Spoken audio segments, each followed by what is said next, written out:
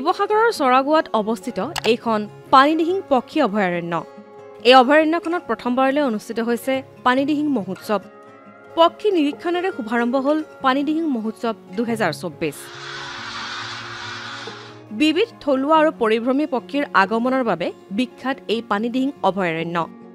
অভয়াৰণ্যখনক পৰ্যটন ক্ষেত্ৰ হিচাপে গঢ়ি তোলাৰ বিশেষ প্ৰয়াসেৰে আয়োজন কৰা হৈছে এই উৎসৱৰ। স্থানীয় কেইজনমান উদ্যমী যুৱকে পানীদিহিঙক পৰ্যটকৰ আগত নতুন ৰূপত পৰিচয় কৰাই দিয়াৰ মানসেৰে গ্ৰহণ কৰিছে এই ব্যৱস্থা।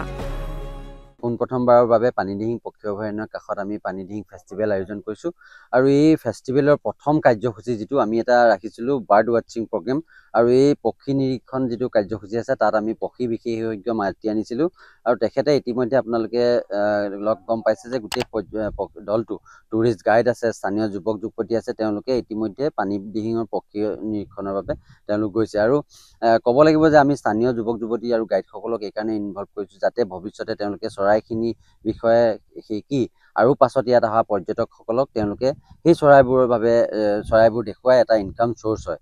আমি তেনেকুৱা এটা ব্যৱস্থা গ্ৰহণ কৰিছোঁ। প্ৰথম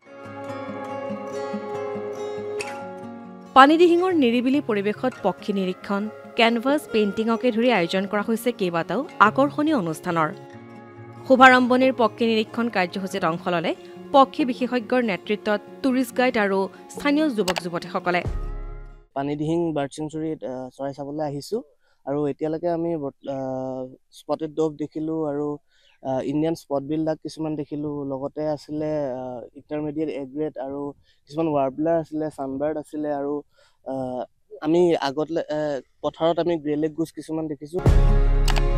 প্ৰচাৰ প্ৰসাৰ তথা কোনোবাখিনিত সংৰক্ষণৰ অভাৱত প্ৰায় উপেক্ষিত হৈ আছিল পক্ষী অভয়াৰণ্যখন।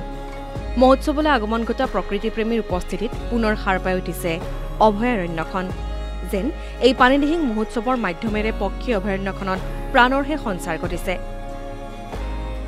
শিৱসাগৰৰ পৰা মুজাহিদ আলী, বাতৰি বিভাগ, DD অসম।